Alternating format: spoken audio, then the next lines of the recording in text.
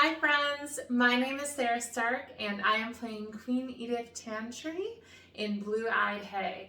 And I'm going to give you a little sneak glimpse into my process as an actor. So we always begin with a blank page and then we end up with something like this. I'm going to talk to you step by step kind of what I do. And I tend to do this for all of my roles. Hello, my name is Sarah Stark. I play Queen Edith in Blue-Eyed Hag, and I'm going to give you a peek into my process as an actor. So we're looking at specifically text work. This is what the end product will look like. First of all, I print it out so I have all my lines on this beautiful, clear, spacious white page. And here's what happens. So I go line by line, and I start by looking at the scansion. So this was a very unique project in particular because I do have some sections that are in meter, like Shakespeare's language, but a lot of it is more like prose. The next step is that I will paraphrase the text. So basically write it out in modern English, kind of in my own words. I do want to mention too, after I do every single one of these steps, I then read the text out loud. It's very important. It's the way that I assimilate the intellectual work and get it into the musculature of my mouth, my body, and just start learning those lines, absorbing them, making them my own. So after that, I now look at thought chunks. When I have sections with larger text, I will break it up into individual thought chunks to help differentiate where the thoughts may change. What kind of helps me with this is I'll look at, are we going from present tense to future tense? Is there a shift in idea? The punctuation can often cue you into this as well. For example, if you have a period, an exclamation mark, question mark, that will be a much larger shift than if you just see a colon or if the sentence runs on. After that, thought chunks, and I do want to say I like to add more than less because vocal variety. So after thought chunks, I move on to operative words. So I like to work with paragraphs in this, although I can do it line by line, and I'll pick out what is the most important word in the sentence so that I'm sure to give that its due weight in my vocal and physical performance. Often, how I determine these are several different ways. I like to find one toward the end of the line because I like to keep the energy up through the end of the line. But also a lot of times verbs can be really good operative words, or if there's something really titular. For example, in my first line, or second rather, as the queen, I say, no clouds cataract this blue-eyed sky. And blue-eyed is in the name of the title. So that's a great operative word choice. After that, I like to go through the text, reading it out loud and just over-exaggerating my consonants first, and then do that same process, but just focusing on the vowels. Really interesting stuff comes out in that process in particular that you never would have catch if you hadn't taken the moment just to physically do that and give that breath. Fun fact about that too is that when you exaggerate the vowel sounds, you often very easily key into the emotion within the language. It's a wonderful device I've discovered, so rather than trying to put that emotion on as we can kind of want to do as actors, if we're impatient about getting to the end results, the performance ready version, it can just help you very naturally cue into that within the speech as it was written by the playwright.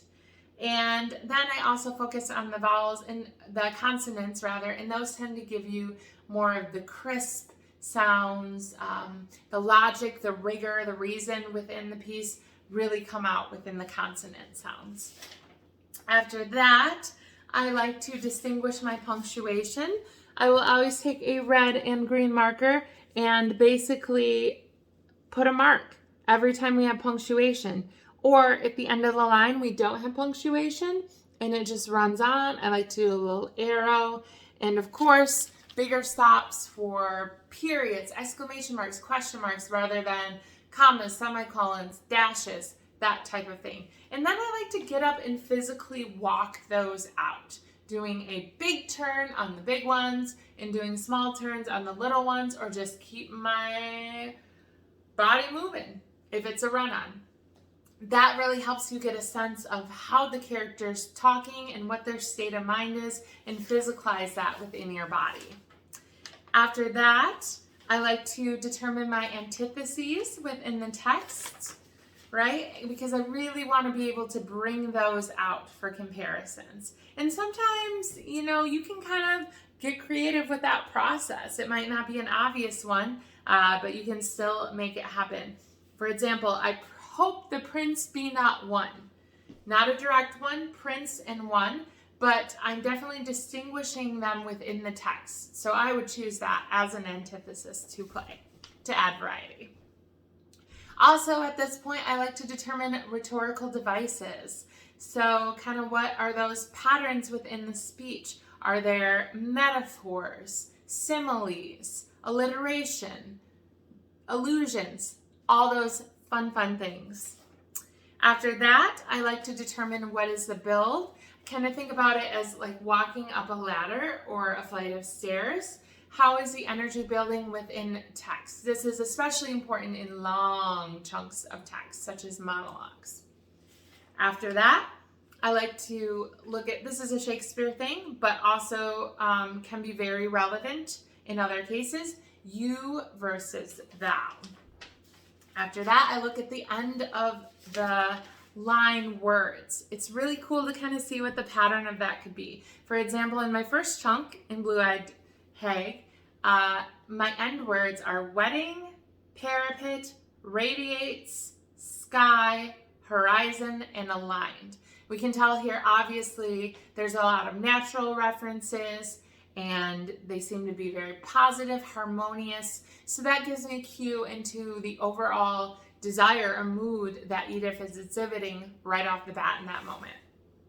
After that, now I get into the more kind of abstract psychological exercises, and this is where we really start to play with the text. So I like to apply Laban effort actions. I'll intellectually write those out and choose those, and then I'll get up and physically do those within my body, and then sit back down and read the text right after. And guaranteed, it will affect the way I say the text. Really cool.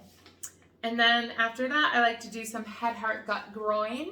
That's another way just to add some vocal variety to the text, considering what different body center am I saying this line at, or even maybe just this word. I can really play with the punctuation in this moment too, and see where the thought changes are, and choose little phrases to change the body centers. I can be really creative about this process, which is really fun.